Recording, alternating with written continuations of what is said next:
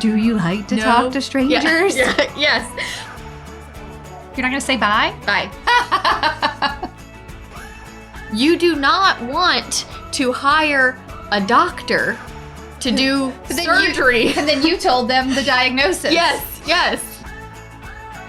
Hi, y'all. Welcome to Hustle Humbly. It's Alissa and Katie, and we are two top-producing realtors in the Baton Rouge market. We work for two different companies where we should be competitors, but we have chosen community over competition. The goal of our podcast is to encourage you to find your own way in business. So stop comparing yourself and start embracing your strengths. Hi, Alissa. Hey, Katie. This is episode 113. Okay. Be the boss. No, not with the just be the boss. Yeah, let's try that again, Katie. Episode number 113. Be the boss. Yes. Before we get started, here we are with the Flip Report. Okay, so where I'm at right now. Yesterday, I went by to show my dad and just talk to the contractor. Right. So I had originally wanted to open up the kitchen to the living room. But it was a no-go. It was a no-go because there is a utility room in the middle. Huge. Huge utility room. Like there is a deep freeze in there. Yes, it's good storage, but you can't move. It's got the AC, water heater, and electrical panel. It's like all the major systems. So since I'm leaving the wall, okay, we were originally going to do a wall of cabinets, for storage, like pantry. the pantry. Well, now that it's been gutted, that wall is huge. Okay, So when I went yesterday, there's 3 entries into the kitchen, and they've all been expanded now. Okay. Oh, so it looks open. Oh my gosh. I'm so pleased with how open it feels. Great. Like I see the living and dining. Okay. It's great. Okay. It feels great. So instead of it all being cabinets, we're going to do a buffet. Love it. With cabinets on the sides. Okay. Open wood shelves in the middle. Oh, cute. So it'll be like a little coffee bar. Oh, I love it. Or a wine bar. Or a wine bar or whatever you want it to be. I love it. So it's too big of a wall to just be all cabinets. Right. And then there's a big closet already in the hall, so you don't need... It's just like the storage wasn't the thing. So we made that change. Will you put like outlets there so that you could plug in your coffee machine? I think so. Or like what? That's nice. Mm-hmm. Oh. Yeah, it's going to look great. That's going to be so nice. Maybe write down that I'll share the 3 photos of the wall, what we were going to do, and then what we switched to. Okay. So anyway, I was super happy to get there. I also, when I walked up yesterday, all of the tile from the bathrooms is like in a pile outside. Did you cry a little? It made me really sad. Because it was cool. And people were making some comments on the post. It did make me wish that I was crafty and could think of something neat to do. I can't. It's too late now. Okay. It's gone. They're gone. It's gone. It's gone. It's gone. So don't. But don't I wish, I could have thought of something to do. Okay. I'll share the picture too. Okay. Oh, I'm so sorry. I know people I love a vintage bathroom. I am a big fan. But you're right. The one that had the cooler tile, it didn't match. The tile was mismatched because it had a previous repair. Yes. And the other one, as much as we love pink tile, it had blue sink and it wasn't. And nobody wants to take a bath in that bathtub. No matter how cute you think it is, that is not the bathtub. It's not that you want to go soak in. No, okay? No. Okay. Now that everything is exposed, okay. So when you walk into the master bathroom, you can see the door that if someone walked into the guest bathroom, you would be like, hey, because it's all gutted. I see. And they backed up to each other perfectly. So I was like, whoa, this is weird. Seeing that they're right there. Yes, I've always had trouble visualizing what's going on the other side of view of a floor plan, and seeing a house with walls come down has made me go, you're like, wait, the bathroom was right there. Right. That's where it was. Mystery revealed. Yeah. Oh, that's funny. When we removed the kitchen cabinets, bathroom cabinets, we did have to replace some plumbing. Okay, are we digging into the emergency money now? No, not yet. Okay. This was easy stuff that he could just do. Okay. And now we are going to, we're upgrading all the outlets to like GFCI and all of that. There's a lot grounded. Of them, so it's not a lot of money. But you didn't need to redo the whole wiring. No. Okay. No knob and tuber. Because it is a pretty old house. It is. The electrical panel had been updated a few years ago, and they had made some updates. The AC is going to be delayed a little bit. I'm replacing it because of the hurricane and know. But I told them we're not in a hurry. The ones that is there now is working, and it might be better to just while there all this construction and dust is going. You don't want it running anyway. I'm letting them use. I said you can use the old one by all means because I don't care if it goes out. Because with your contractor, how many people, is it all his own people that do all the work? It is. When I went yesterday, it was him and 2 other people working. Okay. So about 3 or 4 people in the house when I've gone. All right. So we're thinking like a 3 to 4 month construction timeline. Yeah, probably so. Okay. He just sent me this morning. He just sent me all the measurements as far as how much tile I need to order and all of that. So you've got your numbers. Got to get my tile ordered. Okay. And you do all the designing yourself? I mean, designing is. I mean, I'm texting you and I'm texting Whitney and I'm. I do like this. Yeah. Okay. I know I should have like a grand plan, but you have. It's not that difficult. Okay, fine. What else do you want to tell us today? That's really all. That's my update. Fine, then I have another question. Okay. Do you know, like, you'll paint all of the interior walls the same? Yes. Haven't gotten there yet. Okay.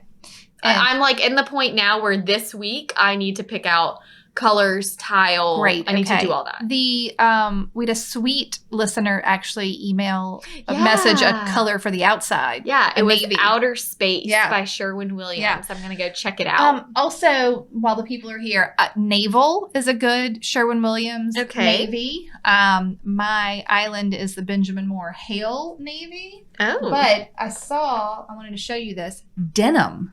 Sherwin-Williams denim was in the 2021 colors. That looks like those, this color up here looks like those cabinets. I thought that was that's kind of pretty. Yeah. But these are, naval and denim are both on here, but denim is more of a blue. Yeah. Like not quite as dark navy. Mm-hmm. These are some good colors. That is good. Mm-hmm. Save that for me.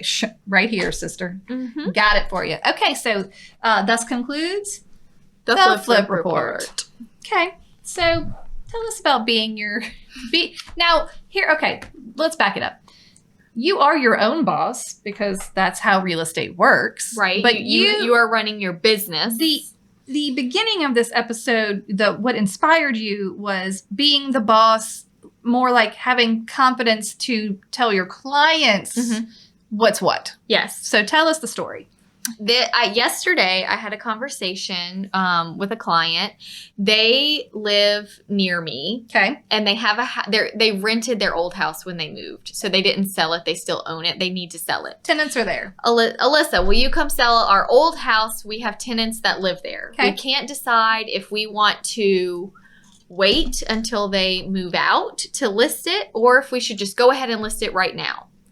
So I said, okay, well, let me first send you my pre-listing email so that you can get the disclosures and everything that you need to have ready for our initial appointment. Okay. And we can walk through the house and decide. Okay. So he called me, Alissa, we have the paperwork ready. Could you meet with us this evening to discuss the listing? And he said, you can meet at our house if you want, because they live by me. Right. I said, that's okay. I'll just drive. I'll see you at the listing house. At the listing house. Yeah. He said, oh, well, we're not meeting at that house. And I said, well, I thought we needed to walk through. Right. To see what we needed to do. And he said, no, this would just be to discuss if we're waiting to list it. Or if we need to list it now. And you were like, I'm all ears. Let's discuss now. And I said, well, the only way I can really help you answer that question is for me to see the house. Yeah, how are they living in it? Because it all depends on, does it need work? Can we list it now? And he went, oh. And it's just that they don't always think about it. They need us to guide, direct, explain. But he said, that makes sense. He's like, oh. Let me talk to my wife. Okay. And see what we want to do. Okay.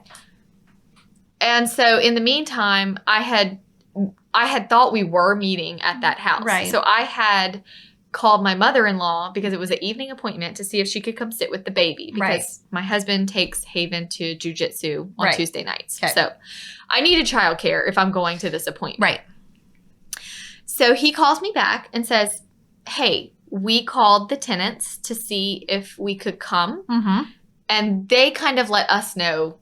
No, thank you. It's not going to show well while they're there. Okay. So we're going to wait. We have all the paperwork done. I'm going to email it to you. Perfect. I said, wonderful. I will review the paperwork. And when they are out, we can meet at the house and do a walkthrough to assess the situation at that time. That being said, they were thankful. Yeah. It's a waste of everyone's time. It was. But how many agents are like, yes, I'll be there tonight. Right. And that's when you end up doing 4 pre-listing appointments instead of 1. Yes. Just repetitive. It is okay to not always be the yes man. Well, that's the thing. You know how the system works. You know what the process is. They don't. Mm-hmm. They're going to try to guide the ship just because they're like, oh, well, I'm home right now. We got to talk about this. Just come on over. Talk? Yeah, you would never call your doctor's office and be like, well, I'm going to come in for a pre-appointment to talk about, like, can you come over to my house and tell me about this disease? Yes. Like, no. No, wait. No. No. But they were thankful. Now they have a night off. I have a night off. Perfect. I don't have to get childcare. But it just took me explaining the situation. Right. I think that is a lot of times with sellers and buyers. They haven't done it in a while. We do it every day. So you're desensitized to the process and the system. And you're like assuming that everyone that calls you understands. For instance, do you normally take listings with tenants in them and show them with tenants in them? I don't.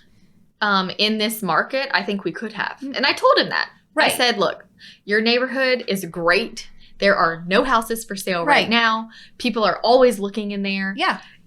I don't normally do this, but if the tenants are decent, cleanly, and able to accommodate showings, then let's do it. So right there, you had all these points that you had to make to the seller that would help you decide if that was the right thing to do. Yes. Because you have experience in the market and you have to tell them. So I have had many a seller say, I have tenants in place. I would like to show it. Mm-hmm. And then I would say, well, we've got to go in and see what they're living like. And are they happy they're moving? Are they not happy? Like they have no skin in the game. Right. Why do they want to get ready for showing and clean out, the dishes in the sink and vacuum the rugs? They don't care. Right. And when you start to explain it to sellers in concrete like examples of what could go wrong, well, let me tell you about the tenant occupied listing I just showed to a buyer. Right. There was dog poop on the living room rug. Mm-hmm.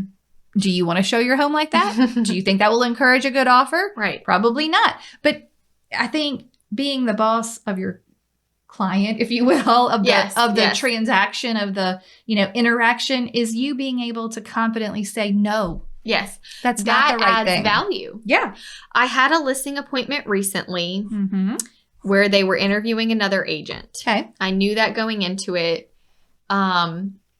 He asked me all these, he's also in car sales. So he had all these questions and he was really grilling me. There are a few that are like that. I kind of went into it like, listen, if I don't get this, fine. But he was very nice. But I do feel like he was being tough on purpose. Yeah. Some of just to see. Yeah. So he said, well, okay, we have some questions for you. Great. The other agent. Oh, yes. Felt like we really needed to stage this place. And I said, okay. The floor plan is very self-explanatory. It has a formal dining room. Right. It has a living room. I don't know that you have to. If you would like to pay for it, you're welcome to.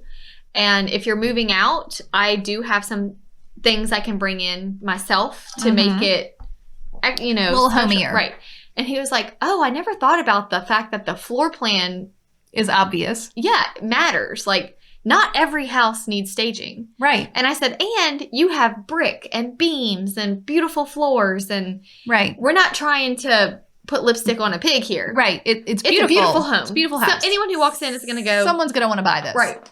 So I'm just letting you know, I don't think it's necessary. Okay. But if you would like it, I'm happy to help you explore. And he's like, oh, okay. I just thought you were going to say yes. Yes. I said, well, that's just my thoughts.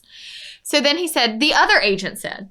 Yeah, I love this. That they would do an open house on this holiday weekend coming up. No thanks. And it would be the first weekend that it's on the market and that they would get all this activity. Are you going to do that? I said, no.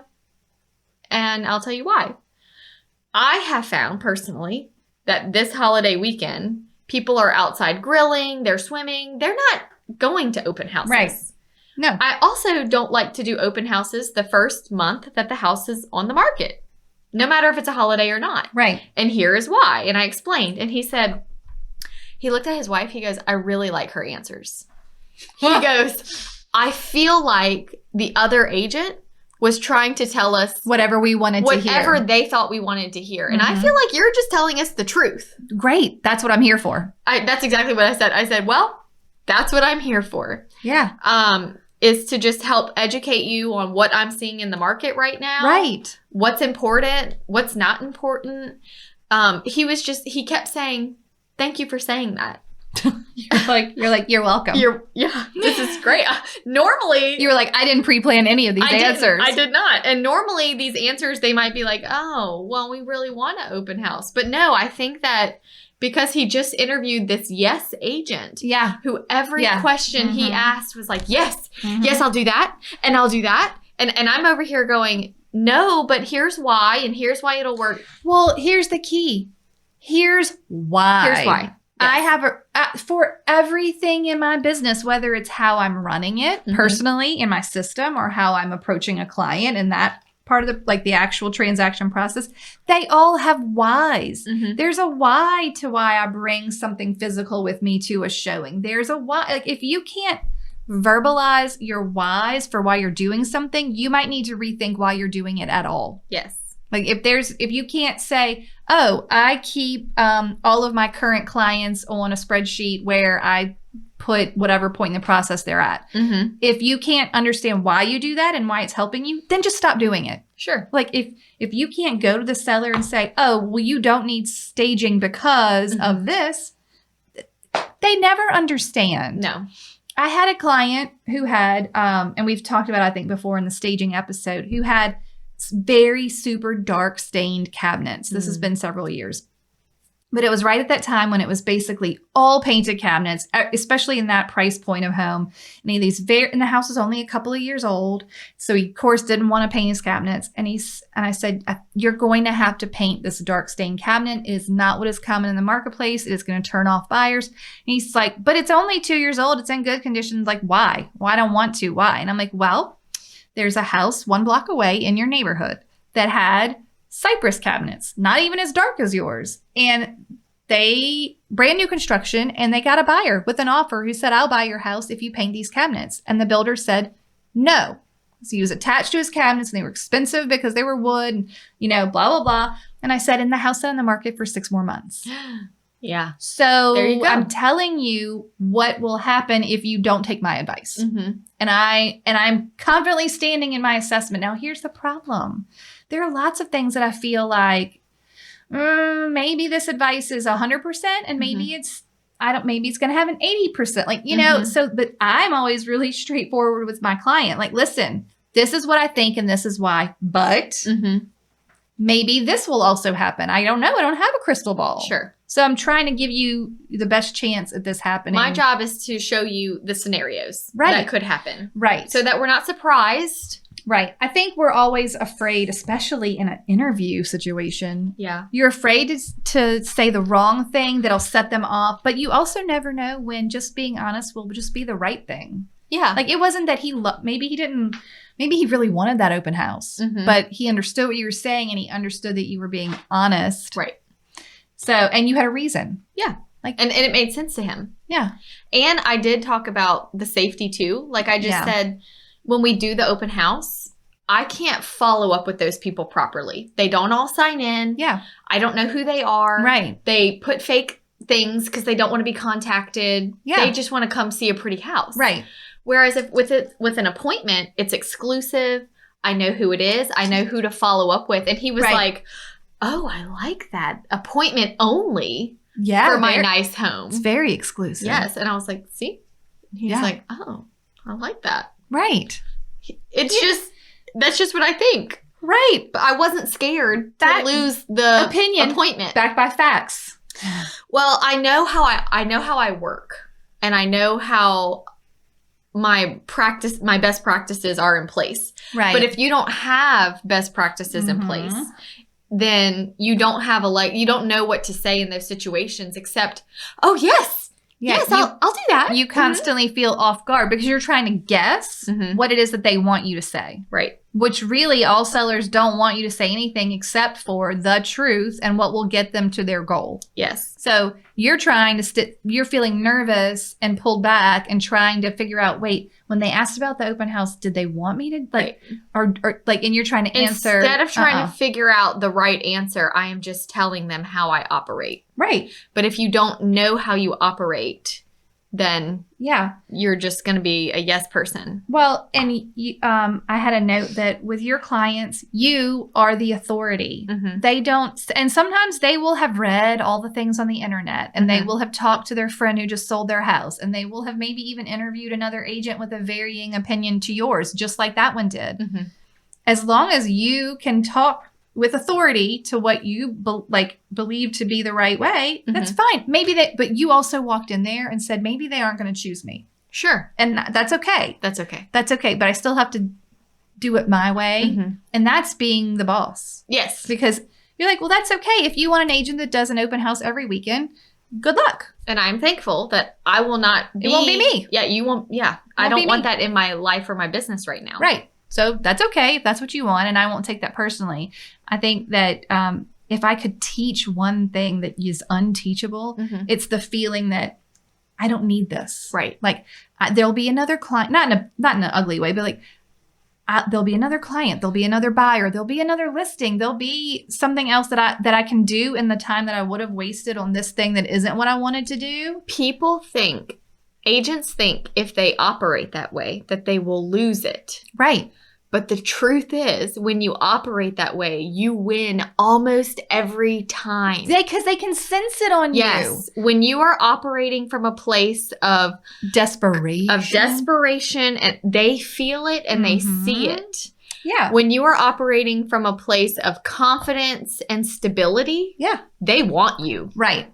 Oh, yeah. They're like, well, wait a minute. The listing interviews that I have gone in where I have walked in and immediately known I'm okay if it doesn't work out. And if you choose me, you're going to know that I'm not going to be here every Sunday. Right. Like I'm setting these expectations up front if you want me to work for you. Because I can already sense from the questions you're asking and what you're expecting, it's not going to be. That is a hard lesson to learn. Yes. I had a listing that called, I've told the story of this not nice person before, who called off of a postcard that I sent to the neighborhood with another listing. Okay. We would also like to sell our house. Will you come by? Yes. Just very gruff, very rough, a lot of very pressing questions. Clearly didn't want to pay the commission, really had an issue with the commission amount, wanted to talk me down, wanted to talk about how he didn't really need me, blah, blah, blah, on and on. But against all odds, I get the listing. And when I look back at it, I should have been like, I don't want this listing. Yeah. He wasn't nice then in the appointment. He didn't want to pay me. And he acted like a big baby the whole time. And it wasn't he yelled at me. It was completely unpleasant. Yes. It wasn't just... And I was in that place where I'm like, well, I need the sale. So I'm just going to... I'm just going to do it. And you know what's funny? I do not have trouble working with the most difficult of people when I told them my boundaries up front, because then you can be how you are all you want. It's not going to bother me. Right. If you need to complain that I'm not doing an open house, that's fine, but I'm not doing an open house. And I told you that from the beginning. We already talked about this, that I'm not going to be here every Sunday. Right. You will get your turn, but it will hurt you if I do this way. Right. Hello, friends. We are so excited that so many of you are using the template course, and the reviews are just pouring in, letting us know that it has helped your business as much as it has helped our business. Yes, listen to this review. Thank you so much for providing this wealth of information, knowledge, in template form. So far, I've used a handful and received positive feedback like, "This is so professional," or "I really appreciate how organized you are." I mean, can you imagine? Yeah, your clients are actually going to say that. Yes. All right, here's another one. Thank you so much for this. I can't tell you how many times I've started this and how many notebooks of samples and notes I had. I have ADHD and it is super hard to stay focused on getting it done. Having it all in one place is going to make it so nice. That is what we're here for. I know. Just look, you don't need to reinvent the wheel. Just use these. Yeah, nice and simple, easy, ready to go, ready for you to put your own logo on, make it sound like you. So head over to hustlehumblypodcast.com/course and check it out. That's right. And you're going to enjoy them. You're going to love them. You're going to love it. It's going to change your life. Literally fired my assistant. They are the best. Okay, enjoy the template. Yes, enjoy. I have one more case study. Please, let's hear it. I have a really sweet lady who I do really love. Okay. She is a past client. Okay. She is very scatterbrained. Okay. While at the same time being one of my favorite human beings. Okay. I love her. She is difficult to get her to focus. Okay. She gets excited. Situation right now, she wants to sell what she's in that I sold her. And she wants to buy somewhere else to be closer to her kids. Okay. She is so excited to go look. Oh, yes. But she cannot buy a thing until we sell what she has. I told her, you and me are not going to look at a single house in person until your house is ready for photos and I have all the paperwork. So you have the property disclosure. You have the homeowner information sheet. You have the list of things that I need. She lives in a condo, so I need the homeowner info. I need the HOA info. Gotta send it. I know this stuff is not fun, but I am not coming to your house until you have the pre-listing email done. I'm not lying. We have had an appointment scheduled 3 times for you to go there. For me to go there. All of them have been canceled by her. Right. Because I've said, is the paperwork done? If not, we need to reschedule. So this time, I was supposed to go Wednesday at 2:00. I texted her Wednesday at 10:00. Are we good for 2:00? Because this is the 3rd time. Right. Yes. 1:00. No. I didn't do it. No, I didn't do it. I didn't do it. I'm trying to do it right now, and I'm not going to finish, is what she said. I said, no problem. Let me know when you're ready. I'll be here. Then she sends me a house that she loves. If you would have done your homework. I'm sorry. They are not accepting a contingency. You're not ready. Hey, the one that you just sent me is actually pending. So we couldn't have even made an offer on it because we can't do anything. And so she said, okay, this house came up. I'm really excited. Can you come over tonight and we'll list the house? I said, it doesn't work that way. Here's a reminder of the time frame. If I come over, that is to do the walkthrough to make sure you're ready for photos. Then I have to schedule photos. He's about 5 days behind. Then once he comes, it's 2 days before we can be on the market because we need our photos back. So we're looking at least 7 or 8 days from the time I have the first appointment. Right. There is no listing it right now tonight. It doesn't work that way. I've told you this. Here's a reminder of the outline. Let me know when you're ready. But she has asked me to come several times. And not been ready. Yes. Now, here's the thing. I'm not going. And she appreciates it. Right. She's like, I know. And then she said, I'm getting nervous. Do you think my condo is going to sell? And I said, no way to tell until we get it on the market. Right. And I said, too, because I know she's not tidy. She's just not. I mean, it's hard. I said, I know the day on market in your subdivision looks good. But I am telling you, until this checklist of preparing your home for pictures is done, buyers are being very demanding on condition right now. Even though it's a seller's market, they are starting to say, if it smells, I don't want it. No. You know, like it's just because it's a seller's market, you still have to have your home in good condition. Right.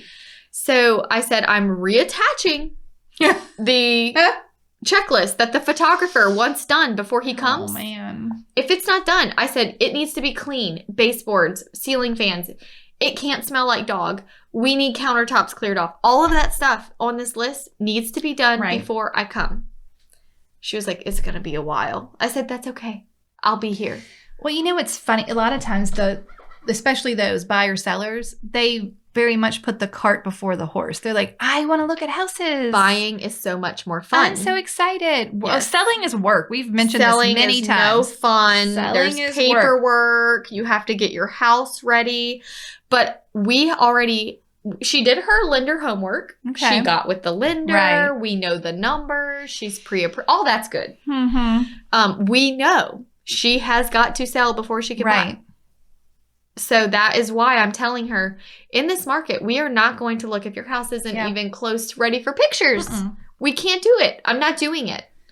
No. Now, if she calls an agent and gets tired of me guiding the ship and directing her and calls someone who goes and shows her houses, I'm okay with it. I mean, I don't want it to happen. Right. But I know in my heart, even if she's calling this agent to go see a house today because I won't show her, she can't buy it today. She can't buy it. There's nothing she can do today. Right. And obviously she's shopping in a popular But here's the thing. She understands that because I have coached her and communicated with her and she understands. Well, so she understands there's no point in calling another agent because I can't buy the house anyway. Right. So she's not going anywhere. She's just got to get her own act together. I'm helping her brain. Yeah. I'm helping her stay the course. You're the boss. It takes a lot of, it takes more steering with this one, but I'm happy to help. And I am here to keep her on track. Okay.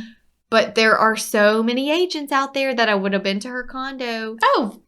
Dozens of times already. I'm telling you. And it would have not, at the end of the day, when you get your paycheck, it would, if you look at the hours spent, if you would have said yes every time, it would not have been a profitable business. Yeah. It would not have been a wise business choice. Right. I wanted to start out with this quote, but we jumped into talking. Let's hear it. And I've shared it before. Oh, great. If you hired you to run your business, would you fire you? And that is the question that you have to ask yourself. Right. How are you spending your time? Is it profitable? Are you making wise choices? Well, do you record your actual numbers? Right. How do you even know if it's profitable? Right, exactly. How do you track that? How do you track your business expenses? Do you know what you spend in your business every month? How do you save for your taxes? Like, it is a laundry list of things. It's hard. It is hard to be your boss. Being your own boss. It is hard being a solopreneur where you're wearing all the hats and you're the accountant and the bookkeeper and the, marketer and the, person who's actually doing the actual appointments. It's all of it. The customer service. You do them all, right? You're doing them all. You have to know what your business rules are in order to be able to relay them to your clients. Yes. If you don't actually know what your safety procedure is, or your rules for buyers, or your rules for listings, or if you don't actually write those things down and say, this is how I will run my business, then you're just going to kind of do whatever that client wants or needs, or whatever the squeaky wheel. Oh, okay. Well, today I'm going to go to a pre-listing appointment at this lady's condo for the third time. Yeah. Well, I know she's not going to be ready, but I'm going to go anyway. And, and then I'll be back next week. Right. Some agents would say, well, that was the only thing I had going on. I didn't miss anything. But you don't know what you missed when you didn't use that time wisely for something else. Right. You could have been writing letters to people, asking for more business, or going to a networking event or a community event to put your face out there. Okay, but now here's where I think the biggest challenge is in being your own boss. Let's just say you have all the business rules. Okay. How do you hold yourself accountable? How do you say when you're sitting in front of that seller and you're like, I really want this listing, and they're asking me if I'm going to do an open house, and I'm like, I don't really do open houses, but like how do you, Alissa, you're just like, it's black and white in your mind. Your script is so formed. You're just like, it's fine. Yeah. I think it's just that I just know that this is what I do. If he would have said, do you pay for staging? I would have been like, no, never have. No. Same answer. Do you do open houses every Sunday at my house? Nope. No. Like it just is what it is. Yeah. And I think that it goes kind of back to seasons of life too. what are your boundaries? What is your family expecting of you right now? Right. By saying yes to this, if I'm going to say, I guess I'm going to leave my family every single Sunday to come sit at your house. Right. That's you saying you are more important to me than my family. Right. That's how I view it. Because that's your business rule. Right. That's how yeah. And so whenever someone's like, I can only look at houses after 5 o'clock. Like, maybe you need this a buyer agent. Is not going. I will read it. Okay.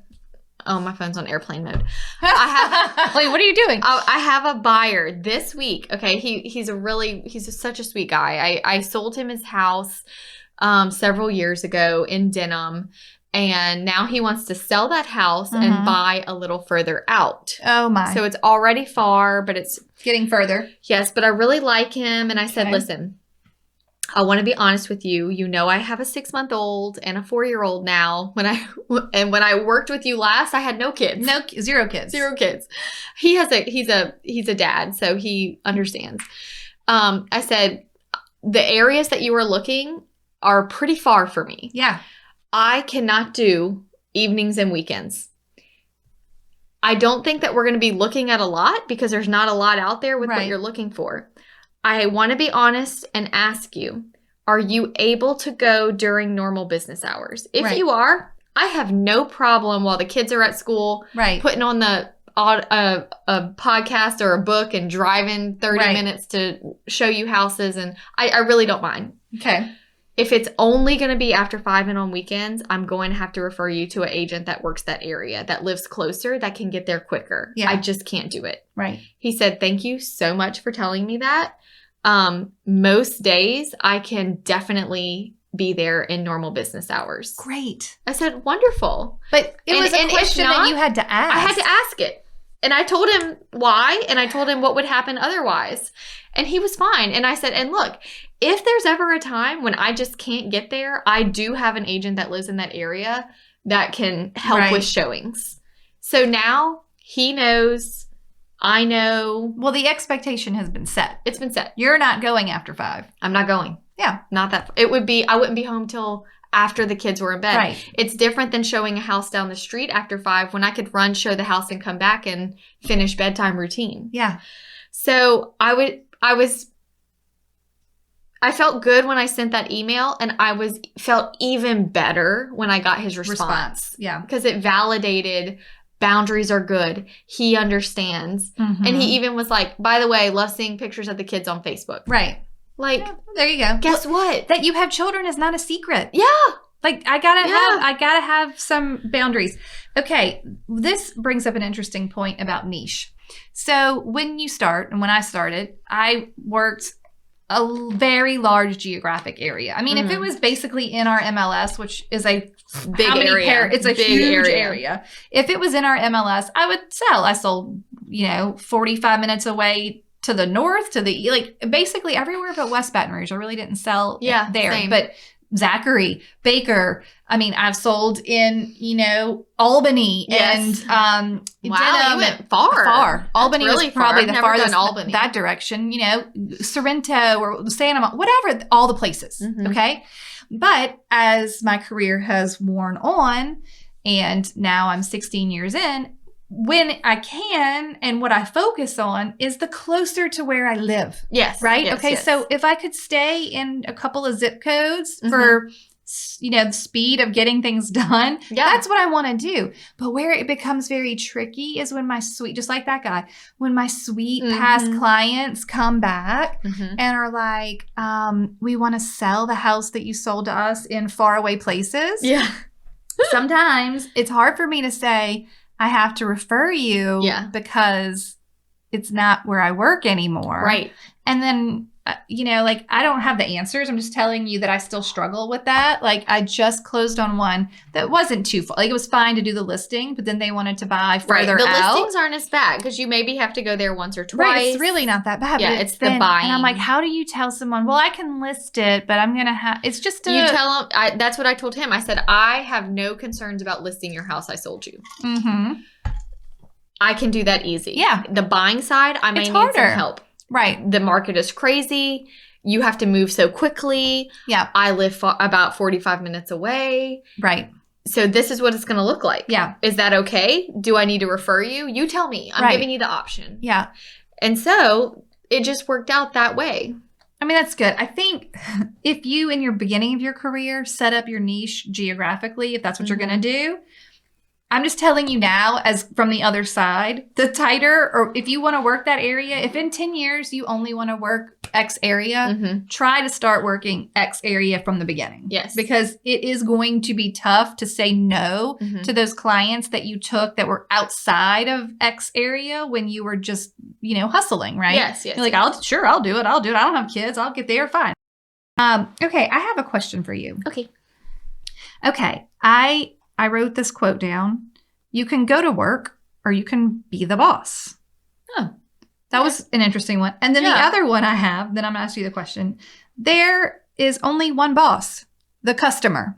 And it made me think of your, you always say client employed. Yes. Okay, so tell me, how do you navigate being customer focused and client employed while also being the boss? I think that agents think you can't be the boss and be client employed. Right. They have this construed perception. Yes, sure, yeah. Of what our relationship is supposed to be. Right. They think that we are supposed to be the slave. Right. But we are employed by the client to be the boss of the real estate transaction. Right. So we are being client employed to be the boss. To be the boss. To manage the transaction. That is a perfect way to describe it. And to tell them what needs to be done. Yeah.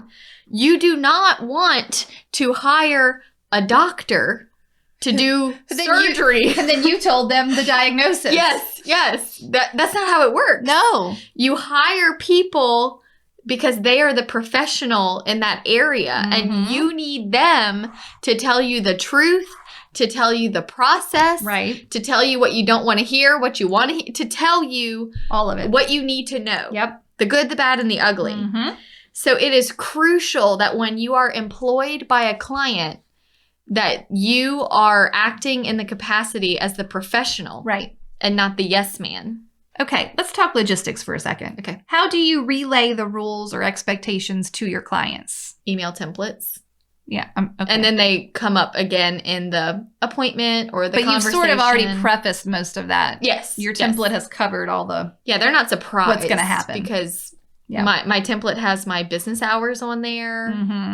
It says that. Okay. Another example would be I had a girl who I do know reach out to me. She's not a past client, but I know her. That they were looking to buy in Watson. Okay. And I just said, I actually don't work that area. So I have an agent that lives there that would better serve you. She was like, thank you so much. I can't wait. I said, keep me posted on the process. Right. I can't wait to see what house you choose. Did you do a referral? Yes. Okay. Always. So it's kind of like you have to, it's okay to, there's not always a black and white blanket statement. Yeah. It kind of depends on what do they need. Are they buying or are they selling? Right. What is their work schedule like? Right. It's almost like we are interviewing them. Yes. To see, can I take you on as a client? And do you want to take me on as an agent? Because we may be at places in life. There may be conflict and location in the needs. Where I can't fulfill your needs as a client. Okay. And I wanted to be honest with him about that. I had no problem saying, look, because of this, I'm okay. Let me know. I don't want to interfere with you in your house hunt. Right. So if my schedule is always going to be frustrating to you, then it would be better for you to have someone else. Yeah. So that's all out in the open. I love it. Yeah. That's good. I don't have do you have any other stories, thoughts, information about being the boss? I think that your schedule is so important. Right. While we do make our schedule, we are also at the mercy of what our clients needs. We are at the mercy of when a house comes on the market. Yeah. So I do think it's important that you have those conversations, especially with your buyers up front. My other lady that wants me to come, my sweet condo. Okay. She asked me, can you come one evening? And I said, I try to keep my seller consultations during the day. Yeah. I feel like it was maybe Lee Brown who was like, I take seller appointments between it worked for her schedule, 7:30 a.m. and 9:30 a.m. and 1:30 p.m. and 3:30. Like she literally picked hours within the day. It wasn't even just business hours or, before 5. It was like, this is the time. Here's a link to get on my calendar. Mm-hmm. There is nothing wrong with telling a seller, especially, this is the hours when I'm available to come see your home. Right. I mean, it's okay.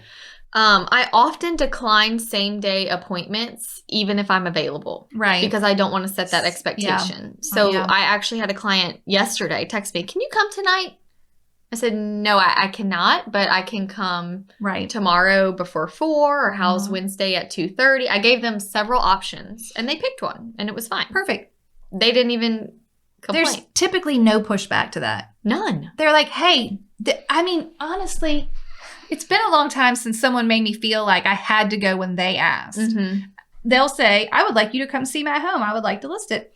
I will respond. Okay, great. I would love to. People even a lot of times now ask, do you have a wait list? Are you taking new clients? Are you available? They're not trying to. That's when you know you've done a good job with your boundaries. Right. Because they're like, wow, she's very sought after. I had a buyer recently that was like a past client who I sold my house, and now they're first time buyers. Now they're ready to move up and they're going to sell and buy. She's like, I'm just so excited you're willing to work with us again. Of course. Well, of course. Yeah. But if you respond back and just say, I can be there Tuesday at 10 or Thursday at 4. I mean, give them 2 or 3 choices. They will pick one. Yes. They will pick one. I had a really sweet young couple that I sold them their house, and they're ready to move and get something a little bigger. And I said, well, the first thing, I sent them the pre-listing and buying and selling template and all that. And I said, the first thing we have to figure out, because they were already, this house came up. We love it. I know. We need to sell. I said, we need to figure out the numbers. Right. Mm-hmm. Are you contingent? Are you not? I said, okay, let's get the pre-approval letter. Right. She called me and said, okay, Alissa, we are surprised. We have to be contingent. We have cash and we have savings and we can afford both mortgages. But because of student loans, our debt to income will not let us buy. And she said, I'm going to be honest, we were not expecting that answer, and it's kind of changed our plans. Because it's harder. Because it's a lot harder. And she said, but I'm really glad you made us do that first. Well, right. What if we would have gone to see the house we wanted and then found out we couldn't have it? Yes. Nobody wants that. But agents are not asking the questions. No, and look, this will send us off onto this whole tangent and spiral into the emotional aspects of the job and clients feeling disappointed and not feeling like you did. Like, they're going to put that back on you if you didn't give them the rules and the boundaries and the requirements, because when it doesn't go their way, all they're going to remember is that it sucked and that you were involved. Yes, but this time they were thankful because we did not get that far. We weren't looking at houses before we found out they couldn't buy one. Right. And now the next time you have to tell someone to do this and they give you pushback, you'll be like, listen, I understand that you feel like you should be able to handle both, but I've had clients who were very surprised to learn just recently that they couldn't, and it changed how they approached it. Well, you know what's crazy is when we were on the phone, I said, well, do we need to sell? Because she was like, can we go see this? It just came up with it. I said, okay, do we need to sell before you buy? No, I don't think so. Because they knew their savings and they knew they felt comfortable carrying. So any other agent, I'm pretty sure would have said, okay, great, let's go. Look, I've been that agent before. Yeah. Many times. I said, we got to know. No, I need to know for sure. We have to know. We have to have a pre-approval letter before I can even show you a house anyway. Yeah. With the market being like it is. Okay, we'll call the lender right now. And they did. And look what happened. And they found out like within the hour. So it wasn't like this long, dragged out. No. Like they were like, oh, okay, we'll call her. They came and went very fast. Yeah. And saved everybody all this time. And headache and heartache. And now they have a plan. Yeah. So they're trying to figure out, okay, we got to get the house ready now. And then if it sells, we're going to go live with your mom. And then we're going to find. So now we have a plan. And they are very appreciative for that plan, even though it's not the plan they wanted. And look, it's not my plan. No. It's not me saying, I'm going to make this more difficult on you, and I'm not going to let you buy until you... It's just what it is. Yeah. It's not me. Mm-mm. And they're thankful to me that they know what the reality is now. Right. But agents feel like if they're not saying and doing the right thing and just, being yes, yes, yes. Don't be a yes man. Right. So, or yes woman. I think these stories are important. And I have to tell y'all, I don't always feel confident when it was hard for me to say, we can't go right now. Yeah. I need to know if you can be pre-approved. Right, it is hard. Because I know you, and you probably are pre-approved. Right. And I was surprised that they had to be contingent. See? But I knew I need your pre-approval letter. Yeah. And they said, great. And all you have to do is call the lender and you get it in 10 minutes. Right. So, but I have to say, when I call back with what it makes me go, oh my gosh. You almost did the wrong thing. Canceled my other thing to go do this. And it wouldn't have worked out. And it wouldn't have worked out. When I get validated like that. You're like, oh, stick with the rules. Stick with the rules and you will win every time. Yeah. And when you lose because of the rules, it is a good thing. Yeah. It is a good thing. Yep. You did not lose anything. No. So I just think that if you know, the thing is though, if you have no rules. Right. And if you have no boundaries, you cannot be the boss. Because you don't. And you will not sleep well at night. No. Your family will be frustrated. You will be frustrated. You will burn out and you will fizzle and you will not last long term. And you will never make it to a point where you are making the money you want to make and living the life you want to live. And living the life. Yep. It's not going to happen. Yep. I did read an article. It was not real estate related. Okay. It was about people that want to leave their job. Oh. To be their own boss. Okay. What did we learn? The steps. Oh, there are steps. Yeah, I was just going to share them because I thought they were good. Step 1 was understand, why do you want to be your own boss? It's a great one. Is it the money? Is it the schedule? Because look, if it is the schedule, that's fine. But you have to be ready to put the boundaries in place to get the schedule that you want. Right. 2, evaluate your situation and skills. Are you able to be authoritative and to say, do you like to talk to strangers? Yes. Like, can you be flexible? Can you stick to your guns? Right. Like, what is the situation? You have to plan for being your own boss. You can't just say, like, I'm going to go take my real estate test and jump into... Shockingly large number of people do that. Do you have some savings? Right. Do you have a spouse that is helping you financially through getting started? Right. What is your plan for being your boss? Then you must identify your target market. Oh, yeah. What is that niche? Who are your customers? Who do you want them to be? Right. And then you have to clarify your foundation of your business, your best practices, and your standards. Thank you. You need systems and practices. If you don't have those, you can't be your own boss. If you need any of those things, I can teach them to you. Yes. And systems 101. That's right. Agent Systems 101. I mean, because I came upon all of that, not because I went to business school. No. You did, but I did not. Because I needed to know, how am I spending my money? How do I keep track of my clients? How do I serve the client when I see them? What is the process from contract to close? Well, I need steps so I don't forget stuff. Right. Like, I love that my old office had, here's your folder and here's all the check boxes of... It died. Oh, man. Bad news, YouTube. We're sorry. We're sorry, You're going to get a static image for this toast. Just saying. Shucks. Oh, my gosh, that's funny. But I like the steps. I like the process. And I think that everyone needs it. Whether they like it or not, they need it. So it's how you last long term. That's exactly right. Are you ready for a toast?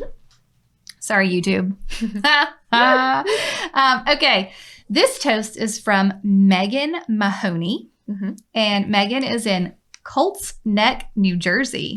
Oh. First time I heard of that one. Yeah. Okay. So Megan says, I have my first listing appointment for $1 million home on Friday. I feel your podcast has been so helpful to reinforce all I know and learn new information. I love learning.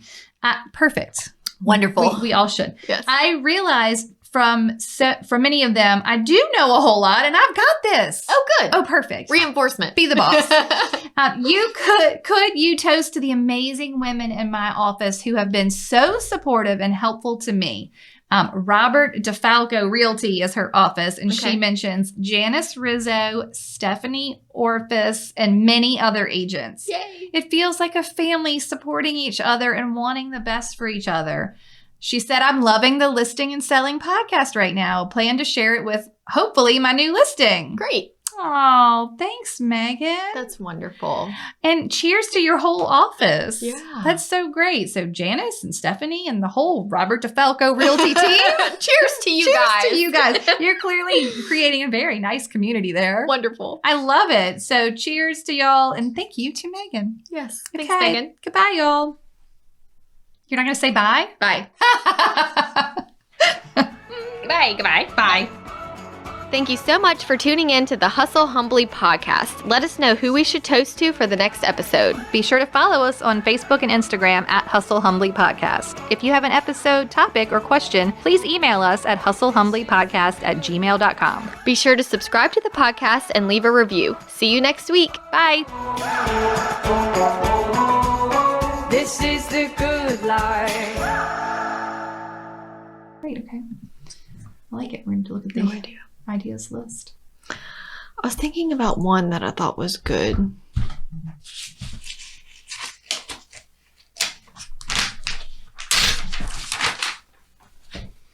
Like, it was about being the boss. Okay. And like guiding and directing the conversation and not just doing.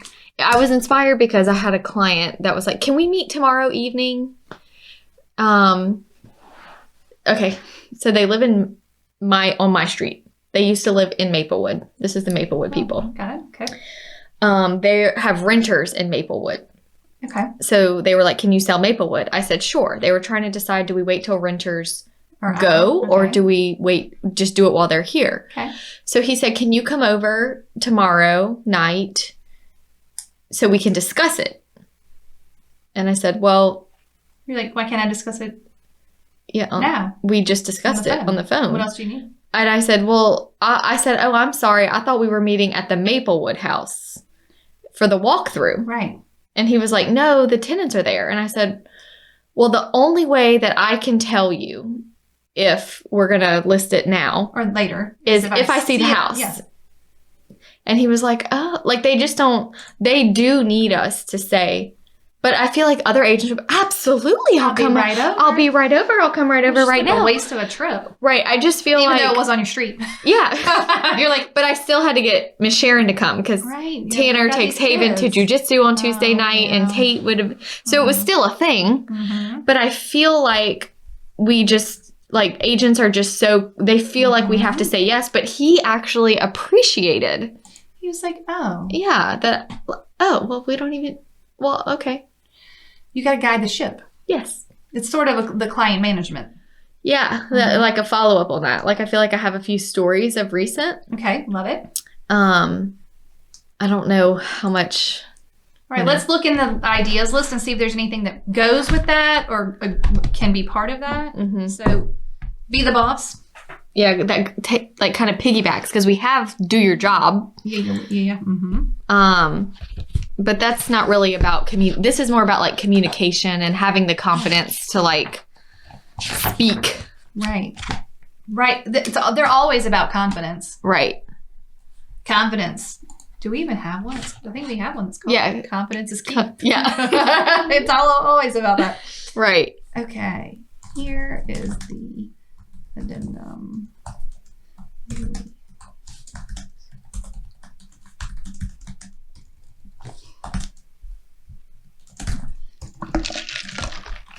Okay, I'll attach this and then I'll be ready to look at that list.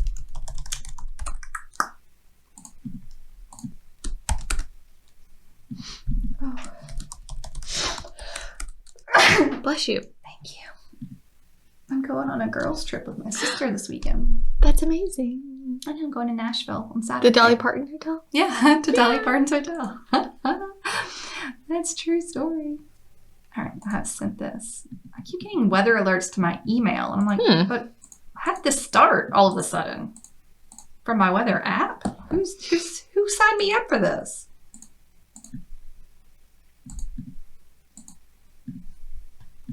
So wait, did you list the house in Maplewood? They have decided they're going to wait till the tenants are out. Love it. You went and saw it? No. Oh, you're like... They called the tenants and to see if we could come, and they were like, oh. And you're like, well, that's not a good sign. And that answered their question. And you're like, oh, okay.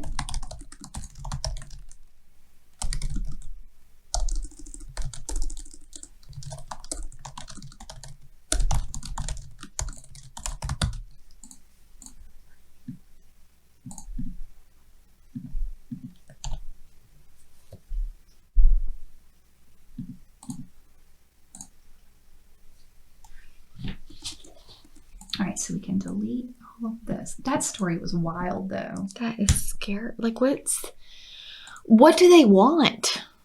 That girl was going to get murdered. A bathtub full of water, and he was going to, like, drown her and then wrap her out with that. And tie her to the bed and have his way first and then drown her. Right. Yeah. Oh. Can you imagine if you walked into that? I would just be like, whoa. All right.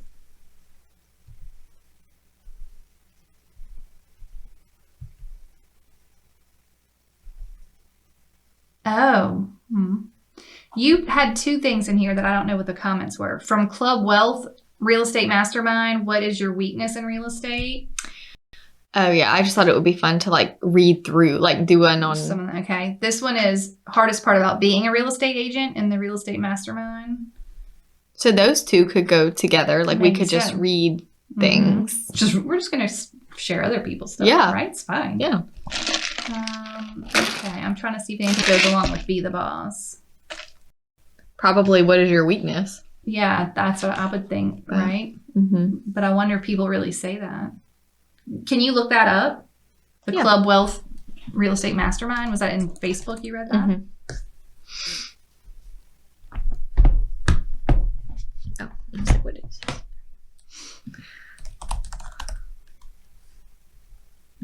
Club Wealth Mastermind? Yeah, that's what you said here. Well, now it says I'm not in the group. They kicked you out? You didn't participate?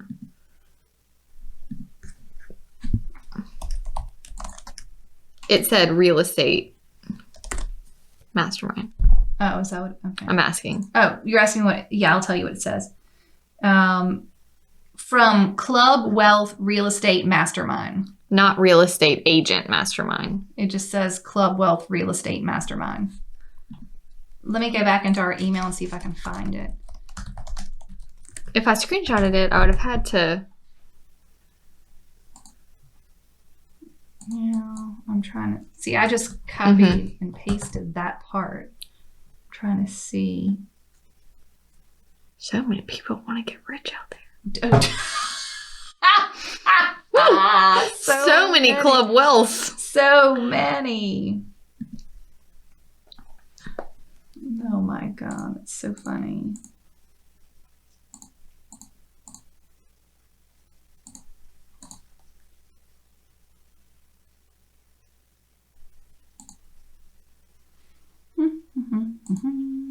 Oh, more on buyer rules, setting expectations.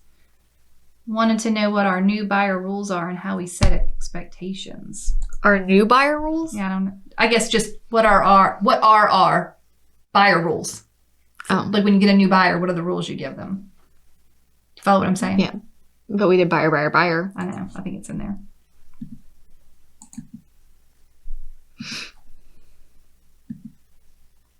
Oh, the one with difficult clients? That feels like what this is. What? You know, setting expectations, dealing with difficult clients. This chick was saying she had a cash buyer who came to close $16,000 short. Can't do that. Not how it works.